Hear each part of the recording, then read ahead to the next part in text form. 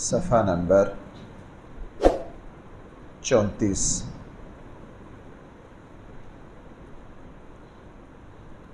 آیت نمبر ہے 167۔ آیت نمبر ہے 167۔ بسم اللہ الرحمن الرحیم۔ الحمد للہ رب العالمین والصلاة والسلام علی سید الانبیاء والمرسلین وعلی آلہ واصحابہ اجمعین۔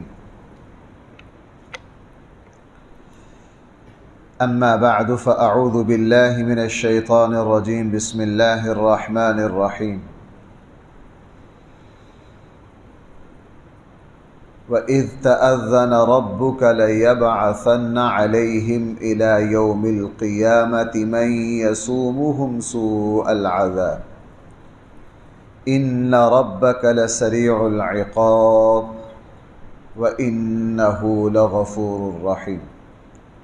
وَقَطَّعْنَاهُمْ فِي الْأَرْضِ أُمَمًا مِنْهُمُ الصَّالِحُونَ وَمِنْهُمْ دُونَ ذَلِكَ وَبَلَوْنَاهُمْ بِالْحَسَنَاتِ وَالسَّيِّئَاتِ لَعَلَّهُمْ يَرْجِعُونَ۔ صدق اللہ مولانا العظیم۔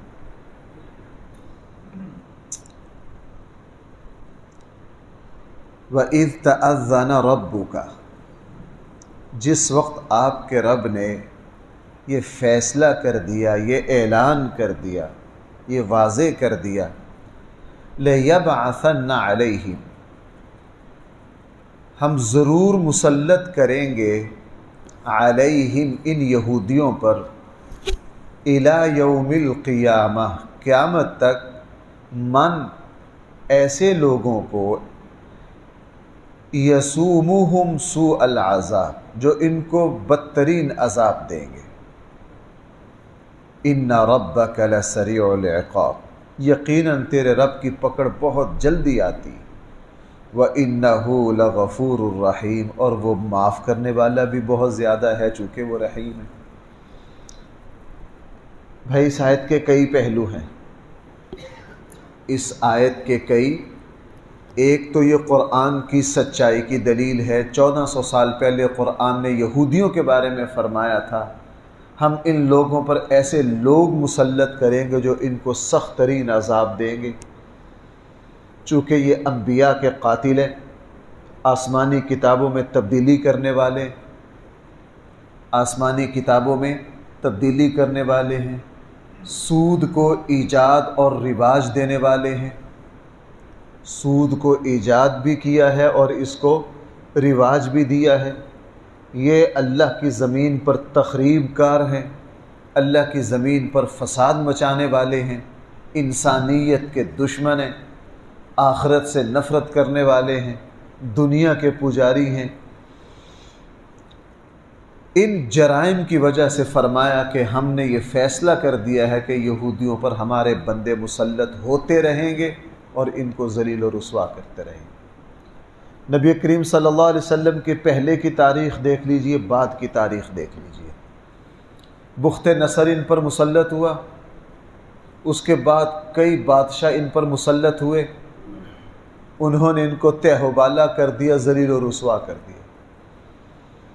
پھر رسول اقدس صلی اللہ علیہ وسلم اللہ کا غضب بن کر ان پر، اللہ جل جلالہ نے رسول اللہ صلی اللہ علیہ وسلم کو بھیجا۔ مدینہ کے دائیں بائیں ان کے 3 قبیلے تھے، ایک قبیلہ صحابہ اکرام کے ہاتھوں قتل ہوا ان کی خباثتوں کی وجہ سے، اور 2 قبیلے رسول اللہ صلی اللہ علیہ وسلم نے یہاں سے جلا وطن کر دیے، نکال دیے ان کی سازشوں کی وجہ سے۔ خیبر چلے گئے، خیبر جا کے پھر سازشیں، خیبر کو ساری سازشوں کا مرکز بنایا۔ خیبر خفیہ طور پر مکہ کے مشرکین کو یہودی پیسہ دیتے، اسلحہ دیتے، مدینہ کے خلاف بھڑکاتے۔ رسول اللہ صلی اللہ علیہ وسلم کو پھر چند سالوں کے بعد خیبر پر حملہ کرنا پڑا، وہاں ان کی قوت توڑنی پڑی، ذلیل و رسوا ہو کر صلح کی کہ جی پورے خیبر کی آدھی آمدن بطور جزیہ دیں گے۔ اور رسول اللہ صلی اللہ علیہ وسلم پھر اپنی زندگی میں فرما گئے اخرج الیہود والنصارى من جزیرۃ العرب، کہ ان بدبختوں کو جزیرہ عرب میں نہ رہنے دینا وگرنہ ان کی سازشیں چلتی رہیں گی۔ پھر حضرت عمر رضی اللہ عنہ آئے، ان کی سازشیں نہیں ختم ہوئیں، حضرت عمر رضی اللہ عنہ کو پھر دوبارہ خیبر پر حملہ کرنا پڑا اور ان بدبختوں کو پھر جزیرہ عرب سے نکالنا پڑا، جزیرہ عرب سے نکالنا پڑا۔ انسانی تاریخ میں آپ جنگ عظیم دوم کی صورتحال، ہٹلر کے جو معاملات ہوئے، وہ سمجھ گیا تھا کہ یہ دنیا کا سب سے خبیث ترین طبقہ یہ ہے، دنیا میں کبھی بھی یہ امن قائم نہیں ہونے دے گا۔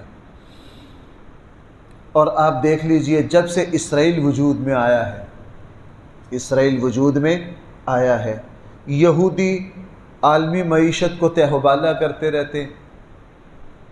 دنیا کی دولت کا جو بہاؤ ہے اس میں نشیب و فراز سارا یہودیوں کی وجہ سے آتا ہے۔ دنیا کے جتنے بڑے بڑے فساد کے واقعات ہوتے ہیں اس کے پیچھے یہودی نکلتے ہیں، اور اللہ تعالیٰ اپنے بندوں میں سے آخری بندے جو ان پر مسلط فرمائیں گے وہ سیدنا عیسیٰ علیہ السلام ہوں گے۔ بھائی کون ہوں گے؟ سیدنا عیسیٰ علیہ السلام ہوں گے، چونکہ اس وقت یہودیوں کی تخریب کاریوں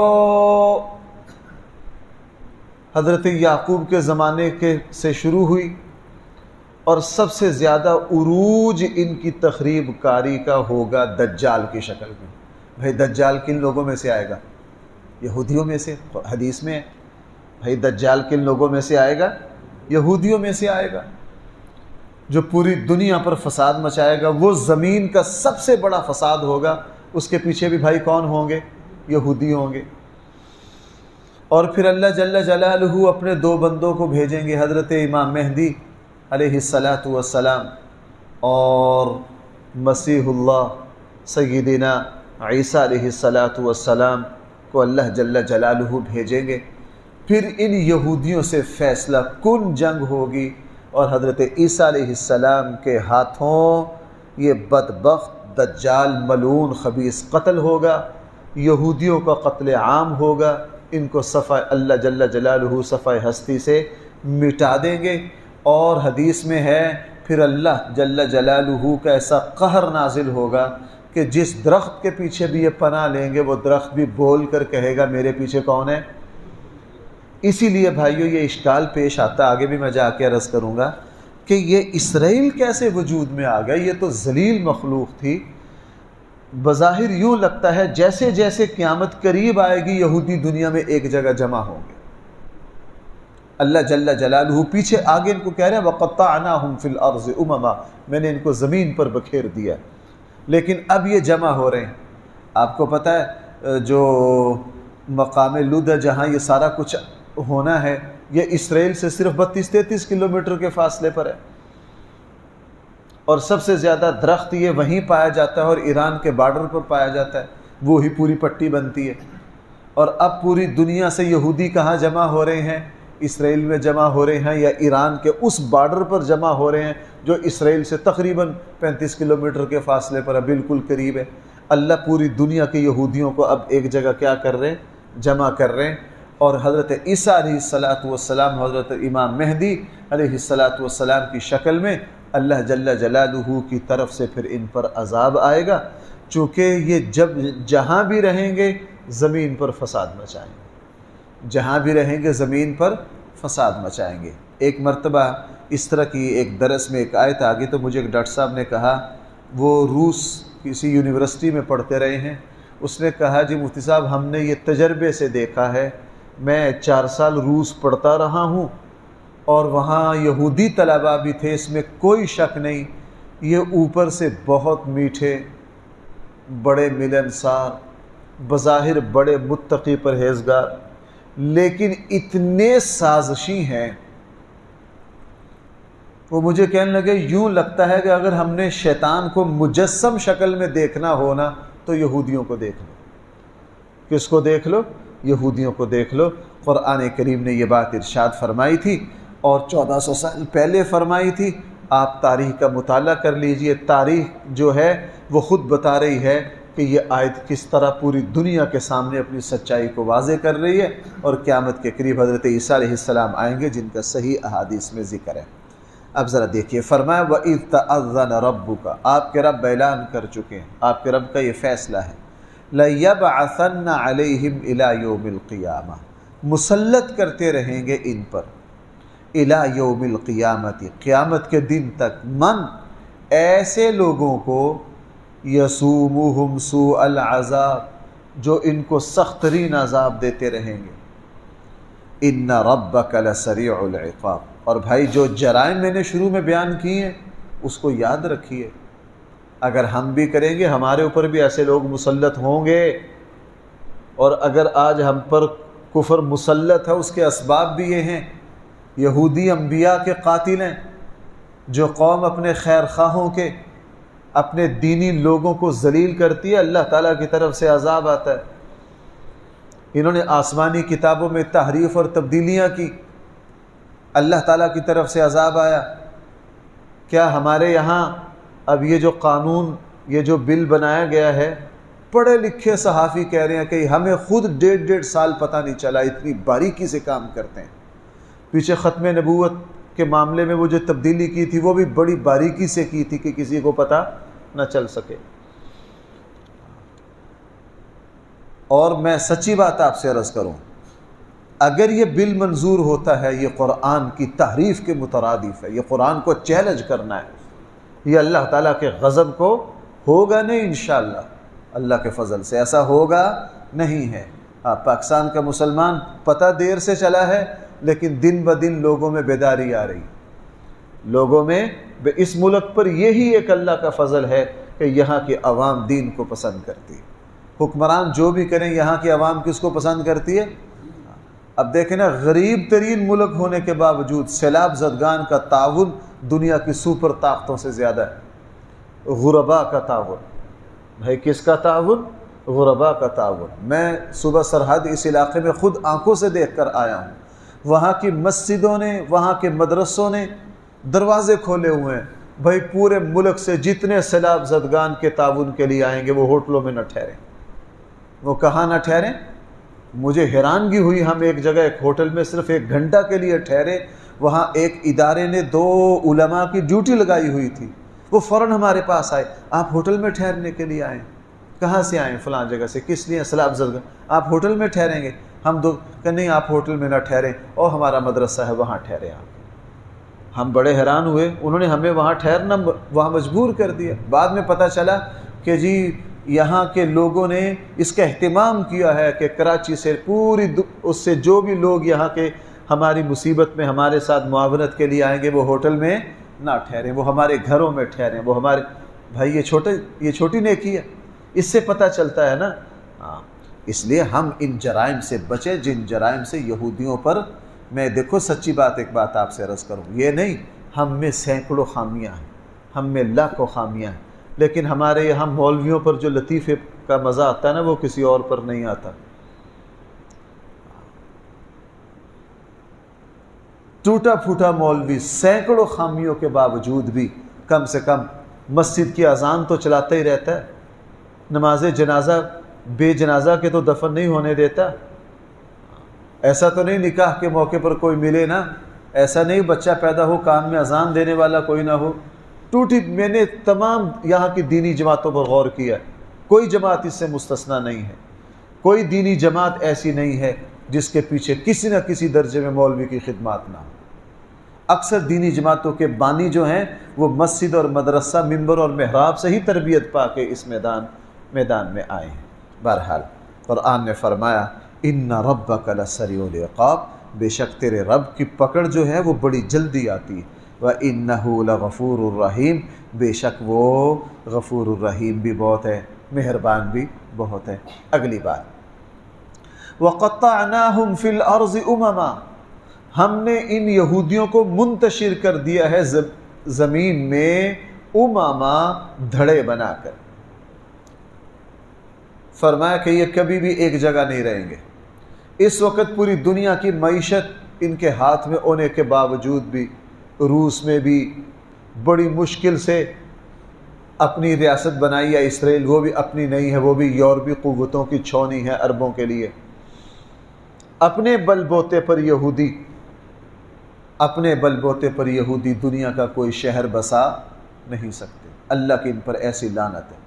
مسلمان سینکڑوں خامیوں اور زوال کے باوجود بھی 50 سے زیادہ ملک اللہ کی توفیق سے سنبھالے پھر رہے ہیں۔ کیوں بھائی، ایسا ہے یا نہیں؟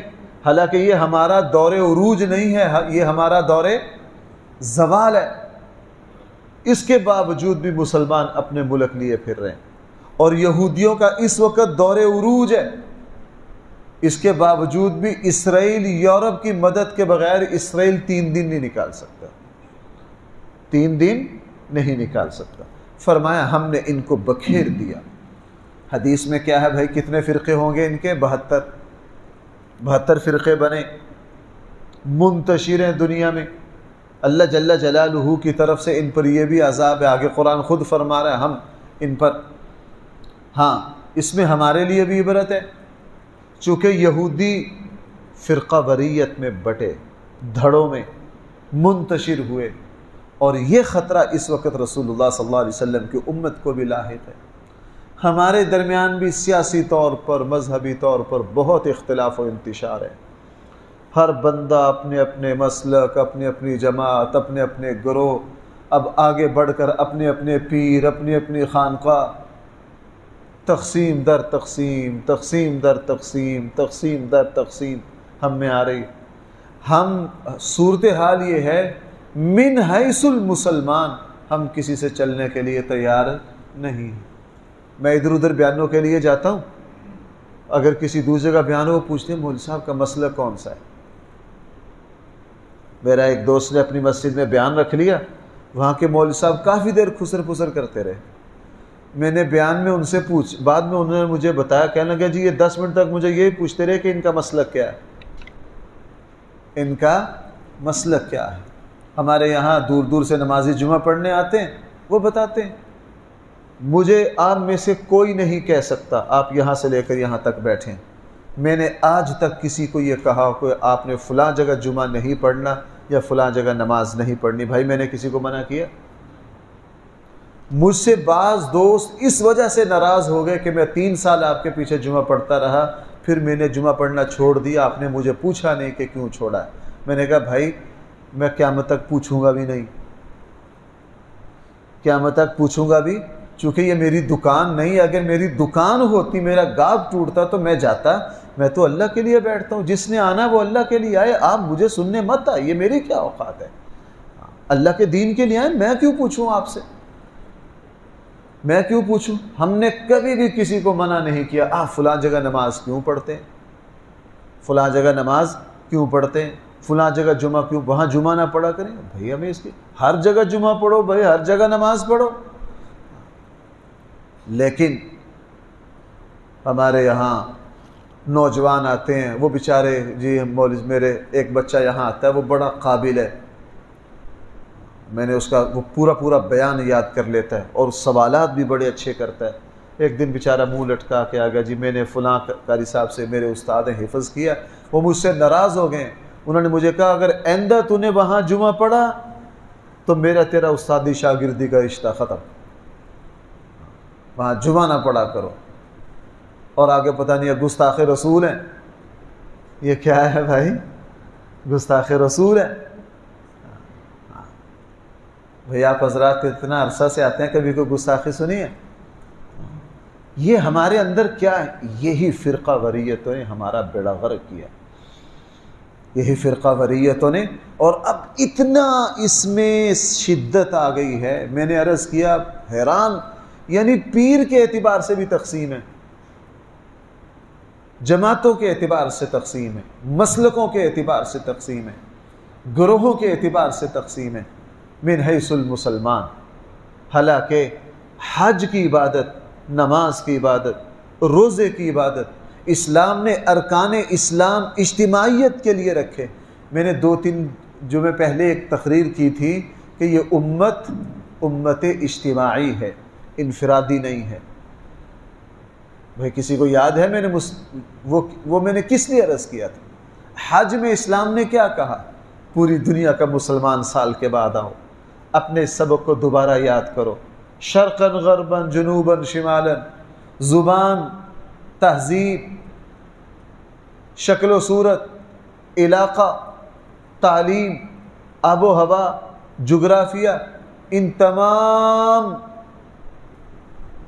فرقوں کے باوجود مسلمان سال کے بعد بیت اللہ میں جمع ہو کے کیا کہتے ہیں؟ لبیک اللہم، ہم میں کوئی فرق نہیں، ایک نماز پڑھنی ہے، ایک ہی عرفات میں رہنا ہے، ایک ہی مزدلفہ میں رہنا ہے، ایک ہی مزدلفہ میں رہنا ہے۔ اب ایک ہی اس میں طرح طرح، اچھا ایک جماعت ہے اس میں بھی 6 دھڑے مسلمانوں کے شروع ہو گئے۔ اکثر ہم دیکھتے ہیں نا ادھر ادھر جماعتوں کی لائنوں میں، ایک مسلک ہے اس میں پھر آگے 16 شاخیں ہو گئی ہیں۔ میں نے عرض کیا تقسیم در تقسیم، یہ ہمارے اوپر اس وقت وہی یہودیوں والا عذاب مسلط ہے۔ ہم نے یہودیوں کی فرقہ واریتوں کا کیا لینا ہے؟ ہم نے تو اپنی اس کو بچانا ہے۔ ہمارے ہاں سیاسی انتشار اس وقت اتنا عروج پر ہے، توبہ توبہ توبہ، میں نے کئی مرتبہ عرض کیا اس بنیاد پر طلاقیں ہو گئی، اس بنیاد پر کیا ہو رہی ہیں؟ میں نے سمدیال کا مسئلہ میرے پاس آیا، میں حیران رہ گیا۔ میاں بیوی میں ایک نون لیگ ہے، ایک تحریک انصاف کا ہے، اس وجہ سے طلاق ہو گئی، کوئی جھگڑا نہیں، پڑھے لکھے ہیں دونوں، سگے بھائیوں کو ایک دوسرے کا گریبان پکڑتے دیکھا ہے، وہ ایک دوسری جماعت کا ہے، ایک دوسری جماعت کا ہے۔ ہر گھر میں انتشار اس حد تک چلا گیا ہے کہ بیٹا باپ سے الجھ پڑ رہا ہے۔ اور میں آپ کو سچی بات عرض کروں، مذہبی فرقہ واریت تو پتہ نہیں پیچھے کہاں رہ گئی، ہمارے یہاں جو سیاسی فرقہ واریت نے تو انتہا کر دیا ہمارے ملک میں۔ اللہ تعالی ہم سب کی حفاظت فرمائے، ہم اپنی وحدت کی طرف دوبارہ لوٹے۔ قرآن نے کیا کہا؟ ان ہذہ امتکم امۃ واحدہ۔ ہاں میں پھر ایسے بات لمبی ہو جاتی ہے، بھائی میری ایک بات یاد رکھیں گے آپ، رسول اللہ صلی اللہ علیہ وسلم نے معراج میں اللہ کو دیکھا کہ نہیں دیکھا؟ یہ چھوٹا مسئلہ ہے، اس میں صحابہ کا اختلاف ہو گیا۔ میں اپنے حافظے کی بنیاد پر کم سے کم 50 صحابہ اکرام کے بہت ہی حساس مسئلے، اگر آپ مجھے کہیں نا ابھی فارس گنوا سکتا ہوں، صحابہ اکرام میں اختلاف ہوا لیکن کبھی جھگڑا نہیں ہوا۔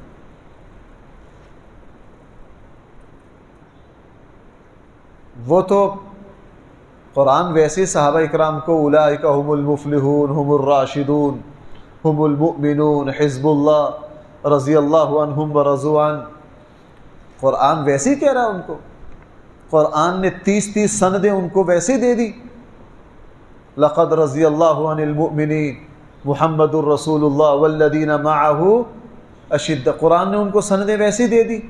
اب اللہ کو دیکھا یا نہ دیکھا، یہ اختلاف ہمارے یہاں ہوتا نا تو ایک دوسرے پر کفر کی تلواریں نکال لیتے ہم۔ معراج کے واقعہ کے ایک جز کے بارے میں اختلاف ہو گیا، حضرت عائشہ حلفاً کہتی تھی کہ رسول اللہ صلی اللہ علیہ وسلم نے معراج میں اللہ کو نہیں دیکھا، اور حضرت عبداللہ ابن عباس حلفاً کہتے تھے دیکھا ہے۔ لیکن اس بنیاد پر نہ دو فرقے بنے، نہ کبھی احترام میں فرق آیا، کوئی جھگڑا نہیں ہوا۔ حضرت عائشہ کے عام صحابہ سے 41 اختلاف ہیں۔ کتنے اختلاف ہیں؟ حضرت عائشہ نقد کرتی تھی یہ مسئلہ غلط ہے۔